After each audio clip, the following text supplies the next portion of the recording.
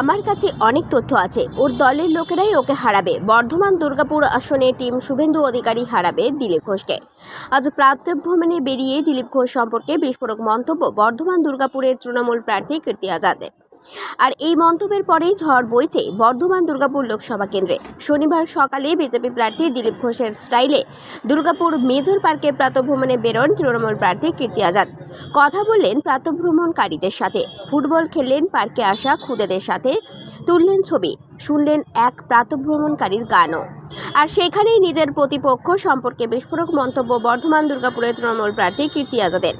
देखिए बेचारा हमारे तरह दोपहर में तो मिছিল कर नहीं सकता है और दूसरा उसका अभी परसों वर्धमान से आ रहा था तो उसका दिलीप घोष गो बैक बहुत जोर से वहाँ हजारों लोग खड़ा करके कर दिया, पुलिस भी नहीं रोक सका।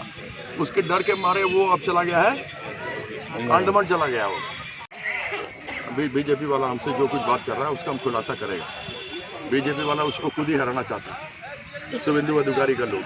चलो, যদিও বিষয়টিকে আমল দিতে রাজি হয়নি বিজেপি নেতৃত্ব, যাকে প্রচারে গিয়ে দলের অন্দরের দ্বন্দ্বে পালিয়ে গিয়ে মন্দিরে আশ্রয় নিতে হয়, তার মুখে দিলীপ ঘোষ বা বিজেপি সম্পর্কে কোনো কথা মানায় না বলছেন বিধায়ক লক্ষণ ঘড়ুই। এতে প্রমাণিত তিনি হেরে গেছেন অলরেডি। দিলীপ ঘোষ, আমি বলছি আপনাকে, তিনি কোনো মন্দিরে বিশেষভাবে বসে বৈঠক করছিলেন কিছু লোকের সঙ্গে।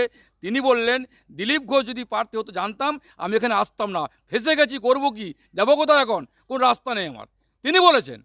তাই তিনি আতঙ্কিত হয়ে ভয়ে কথা বলছেন। আবার বলছি, শুভেন্দু অধিকারী প্রচারে আসবেন, পুরো পার্টি একসাথে কাজ করছি, আমাদের এরকম কোনো গোষ্ঠীদ্বন্দ্ব ভ্যান্ত কোনো বিষয় নেই।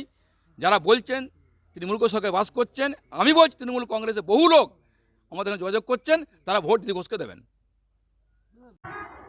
দুর্গাপুর থেকে কৌশিক বাসুর রিপোর্ট, 99 নিউজ বাংলা।